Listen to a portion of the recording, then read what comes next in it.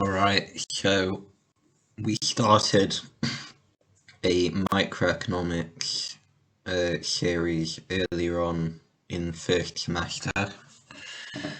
Now we're going to continue that. I've been busy, so I haven't been able to do it for a while. But we've started Micro 2 now, so it'll be quite a long series when we get back onto it, and we're also going to go back to Macro, and we're going to do a course on introductory maths.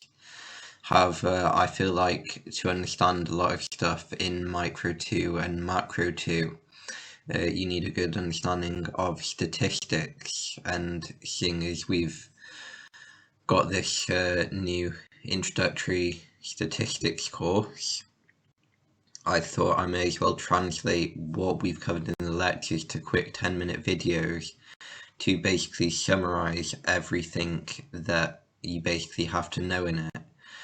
So it's just like a condensed way, and the notes are easy to understand, and obviously it's going to help with revision. So let's get on with it. Introduction to Statistics, Lecture 1. So, a basic overview of statistics. There are three primary facets to the study of economics. Well, that should be statistics. Design, how we collect data. Description, how does the data we have collected look. And inference, what predictions can we make about the wider population from data extrapolated from a sample. So basically, we're taking a sample of the general population, because it's nearly impossible to survey everyone. Even with a census, not everyone's going to respond. Once you've collected that data, we look at it and we have a think, what does this show? And then from us having a think about what it shows, so say we survey 50 people and 10 of them say their favourite food is ice cream, we can apply that to like the rest of the population, presuming there are no anomalies in our sample, by extrapolating it to the general population, so basically just dividing the general population by the sample and then multiplying whatever we found. It's not very complicated. Obviously that is an oversimplification. We will be going over stuff like standard differentiation in a few lectures to better understand those kind of concepts, but that's just a basic overview of why we study statistics with relations to economics. So the description and inference phase of those three steps make up what we refer to as statistical analysis.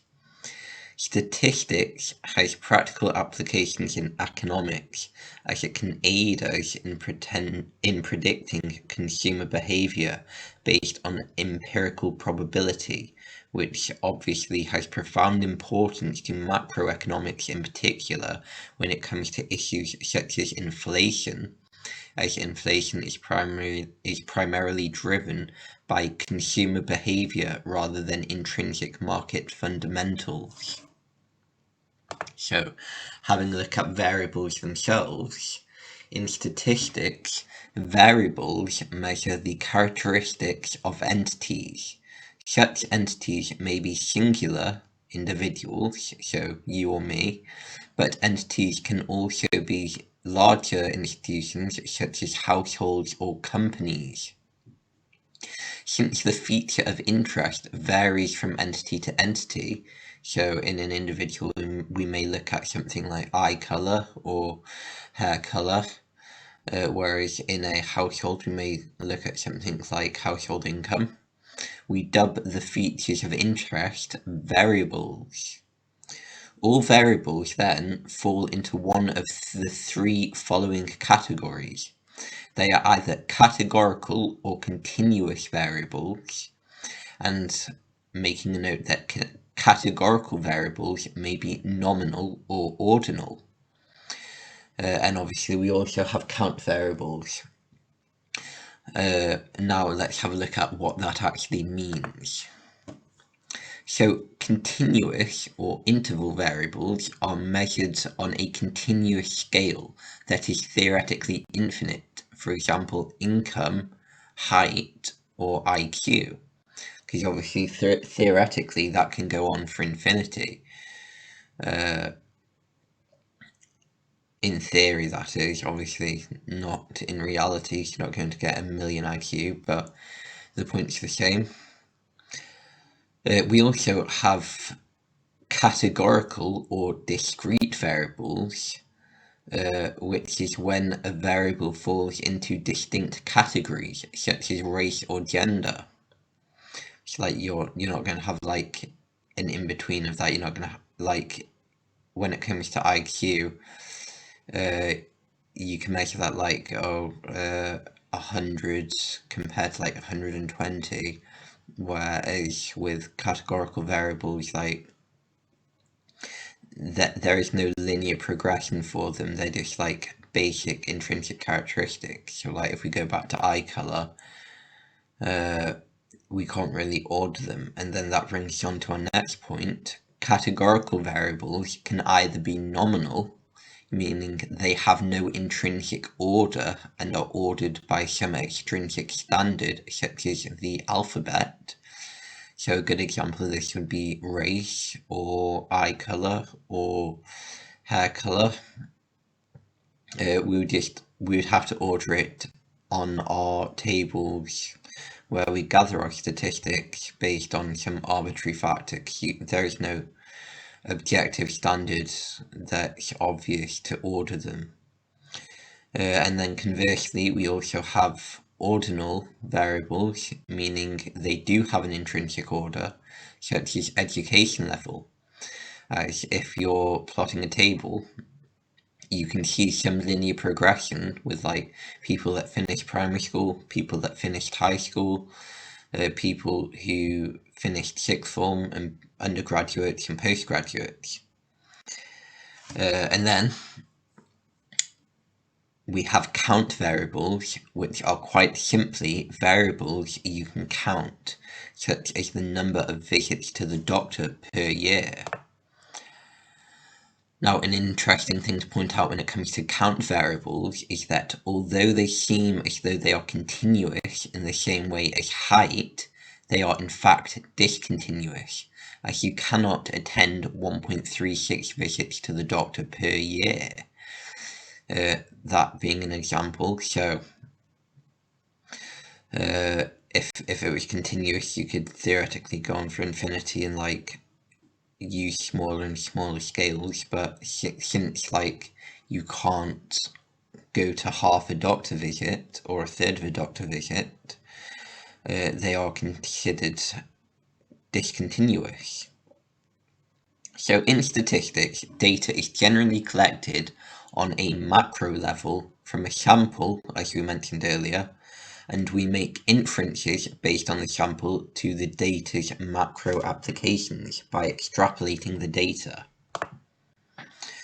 Now, finally, we're going to have a look at data types. First, we have cross-section data, which measures variables from different entities at one point in time.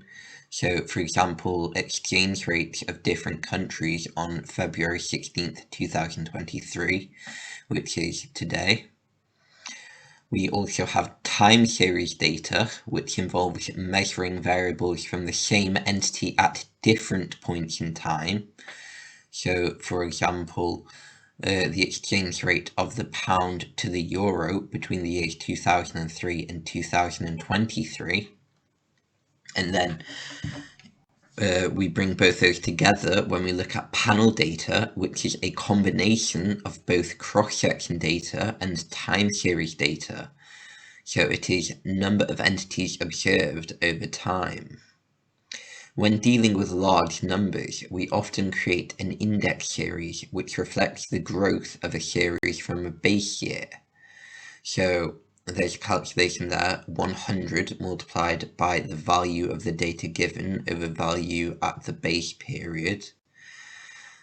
It's basically a way of measuring growth, like when we go and do our macroeconomics 1 course, we're going to see that when it comes to calculating nominal versus real GDP,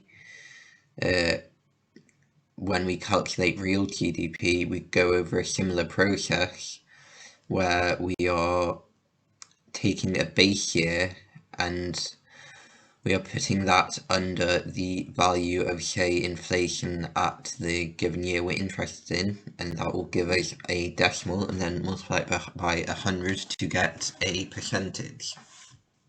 So that's fairly self-explanatory.